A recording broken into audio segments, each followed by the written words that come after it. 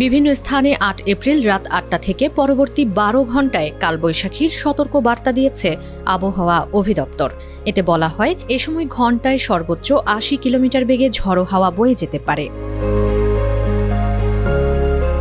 আবহাওয়া অধিদপ্তরের আবহাওয়াবিদ AKM নাজমুল হকের দেওয়া এক বিজ্ঞপ্তিতে বলা হয়েছে, রাজশাহী, রংপুর, ময়মনসিংহ, ঢাকা, খুলনা, বরিশাল, চট্টগ্রাম ও সিলেট বিভাগের ওপর এই ঝড়ো হাওয়া সহ কালবৈশাখী বয়ে যেতে পারে। এ সময় বিচ্ছিন্নভাবে পশ্চিম বা উত্তর পশ্চিম দিক থেকে ঘণ্টায় ৬০ থেকে ৮০ কিলোমিটার বেগে এটি বয়ে যেতে পারে। বিজ্ঞপ্তিতে আরও বলা হয়, ঝড়ের সঙ্গে বজ্রপাত ও বিচ্ছিন্নভাবে শিলাবৃষ্টিও হতে পারে।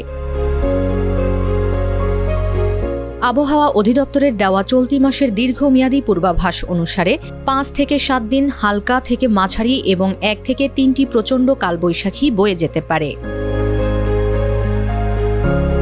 গত ৩ এপ্রিল দেশের ২৭ জেলায় তাপপ্রবাহ বয়ে যায়। পরদিনও অন্তত ১৫ জেলায় তাপপ্রবাহ থাকে, তবে এর পরদিন থেকেই তাপপ্রবাহ কমে যায়। ৫ এপ্রিল থেকে ৮ এপ্রিল পর্যন্ত দেশের কোথাও আর তাপপ্রবাহ দেখা যায়নি।